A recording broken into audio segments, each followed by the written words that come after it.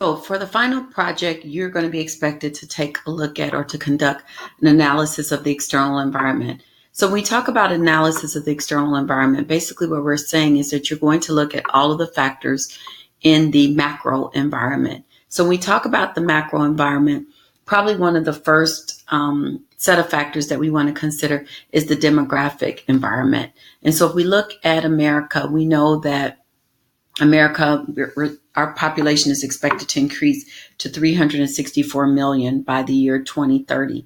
We also know that the face of the nation is changing with respect to ethnic groups. I think researchers have predicted by the year 2034 that minority populations will surpass the majority population. And we also know that there's been a shift from rural areas to urban areas as populations continue to age out. We know that many individuals, many small towns are shrinking or basically becoming extinct due to the aging out of the population.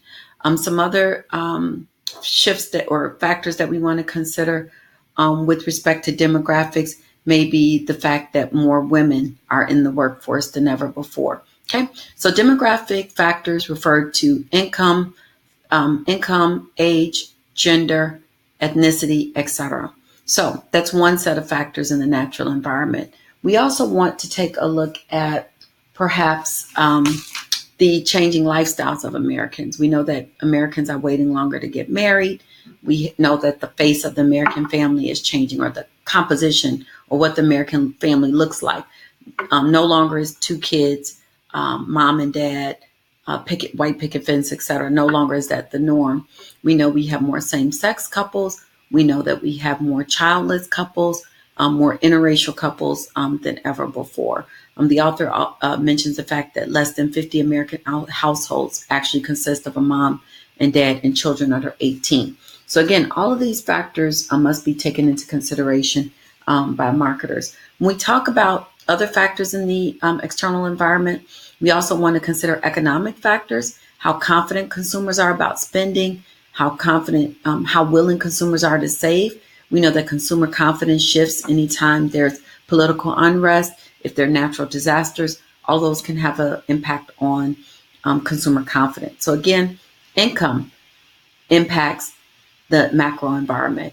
We also want to think about the impact of technology or technological advancements. So if we think about how marketers or how stores are now using kiosks or how they're using apps, how stores have developed branded apps, technological advancements have made a significant impact on marketing practices and will continue to do so in the years to come, whether it's via website design, or the use of social media. We know that marketers are more interested in technology than ever, and that technology is used in a number of different ways, not only in terms of promoting their products, but technological advancements also impact distribution efforts as well. So if you guys are familiar with Amazon and how Amazon is considering or exploring the use of drones to deliver products, again, another example of how technology impacts marketing, production, distribution, etc. Or even how Amazon uses robots in their distribution facilities, right? So we also want to think about social, political environment. Okay, so we know that political factors, laws, legislation, etc., impact the viability or impact the distribution marketing efforts of some products, particularly if we think about pharmaceutical products, over-the-counter medicine or prescription medication. We know that significant legislation has been passed that impact the marketing, distribution, sales of those products. Lastly, we want to talk about the natural environment.